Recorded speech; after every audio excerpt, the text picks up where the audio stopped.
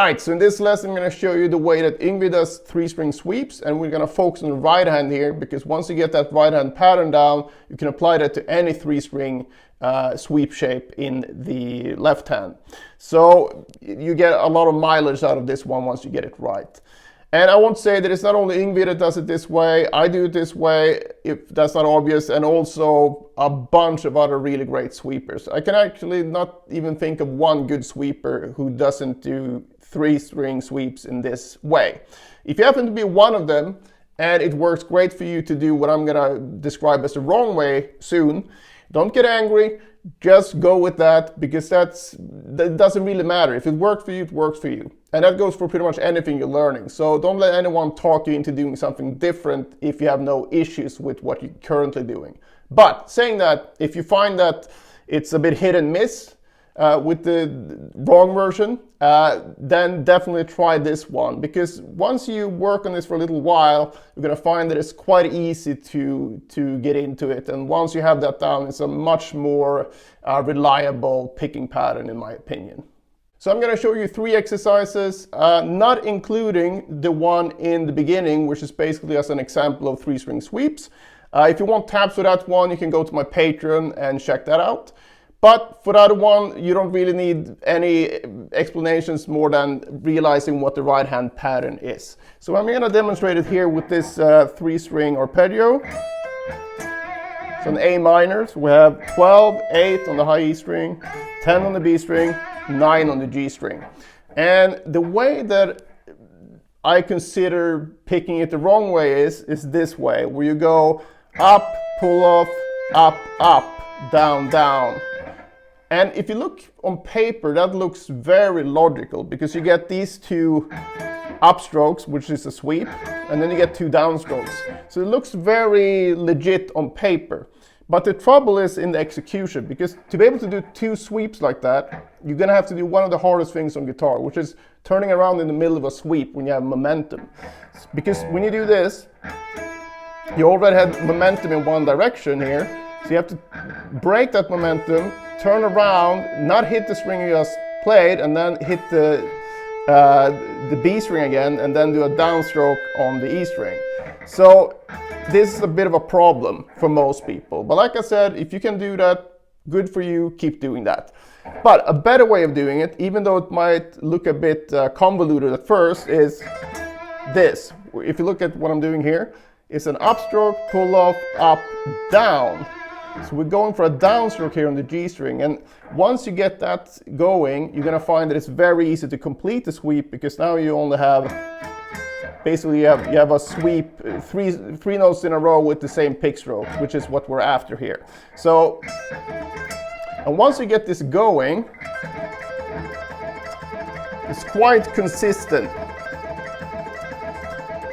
You know, so it's very, very consistent and very reliable, I would say. So the trick then is to get to that G string and make sure that you don't hit it on the way there. And the way to do that is to employ what Troy Grady calls pick slanting, which basically means that when I hit the B string here on an upstroke, I want to make sure that I twist my wrist a little bit, so I get into this downward pick slanted position, and then I can hit the G string very easily. So this is quite a natural movement once you get into it. But if you keep the right hand's orientation like this, it's going to be very hard to not hit the G string when you try to avoid upstroke. You kind of have to go out of the guitar and then back, and that's a very unnatural feeling. So instead we do this slight twist when we practice it. And we're going to exaggerate that at first, so when you do it for real, you can make it a bit smaller.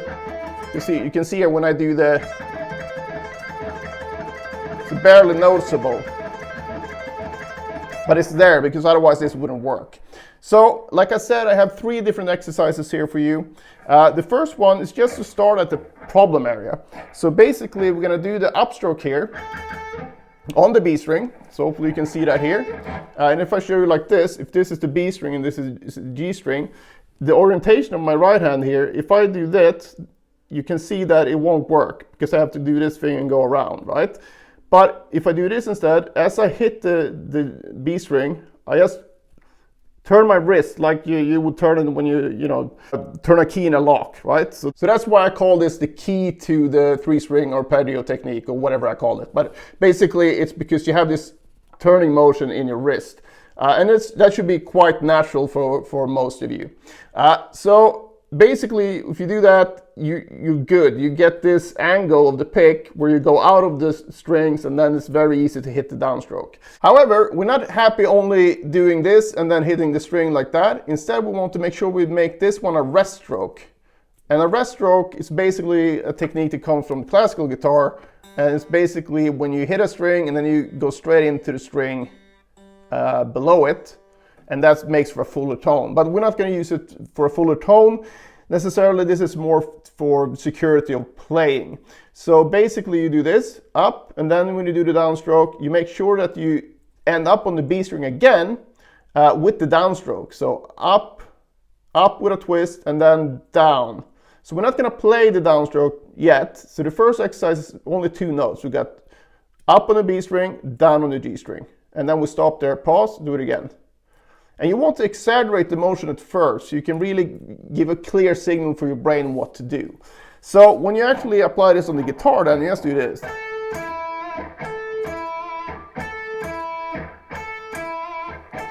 So you see I'm twisting and then hitting the G string, but I don't stop like that. I make sure that I go straight into the B string.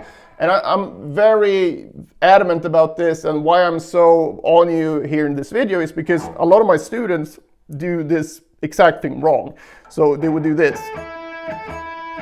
But when you do that, you're kind of out in the air, and all kind of bad things can happen in terms of you missing strings. But if you're actually on the string, you really have to screw it up for you to miss the string, right? So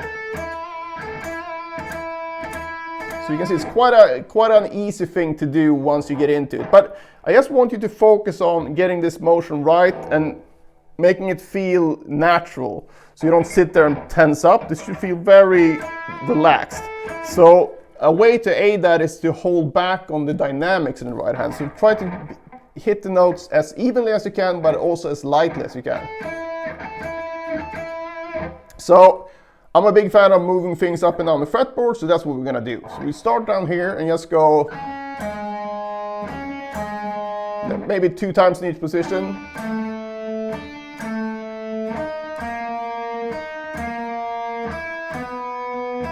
And again, make sure that you do the twist and that you do the rest stroke when you hit the G string. If you're not doing that, you might as well not do this at all, because then it won't help you. Right, so you do that all the way up the fretboard and all the way back 2 times in each position. So that's the first part of the exercise. The second part of the exercise, or the next step, but I think you can work on these steps at the same time, because this first exercise might take you, I don't know, 4 or 5 minutes at the most. So do that, and if you just make sure that you get every rep correct, so you must do this very slowly. There's no point trying to sit like this. You really must focus on the accuracy. So once you've done that up and down the fretboard, that's enough input for your brain to actually make some changes. And this won't happen overnight, but the actual changes will actually happen overnight, because your brain will actually change by you doing the correct motions. So I'm not saying that you're going to be Yngwie level sweeper the day after, but we actually get better at this as we sleep. So sleep is important. But anyway, get the accuracy right, and then just sort of forget about it, and then do it again the next day. So the key to this exercise is actually that it's quite short, and it's not a big time investment, because we're just trying to get the motion right now. And you can add this exercise as well. Maybe wait a few days, or if you're new to this, or you can just do it right away if you feel like, I got it, it's fine. In that case, we're going to start at the top of the arpeggio. And I start with an upstroke here, but it doesn't really matter what stroke you start with, but you might as well do the upstroke, because if you're going to loop this, you're going to be ending up here on an upstroke anyway. So let's say we do an upstroke. Now, you can do, if you want, you can do a rest stroke for this one as well. It's not strictly as important because you have a pull-off in between, but I still recommend doing the rest stroke. But in this case, the rest stroke is going to be an upstroke, right? So we're actually below the B string here. So up, pull off, and then we have what we just practiced.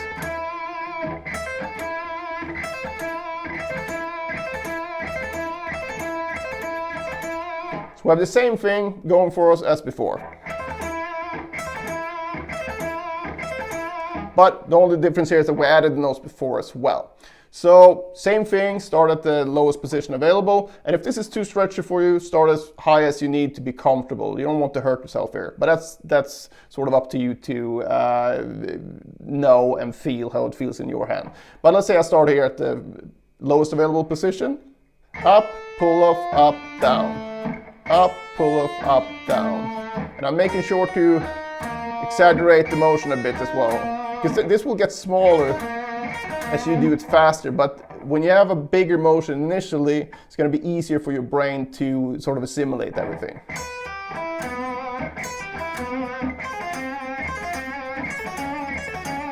So basically do the same thing all the way up, all the way down, but very slowly, so don't do what I just did.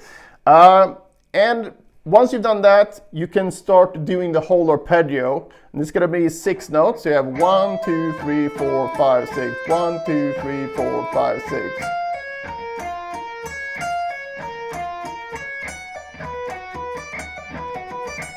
So please take your time with this. So if you feel a bit overwhelmed if you do all 3 exercises, just do the first one or the first 2.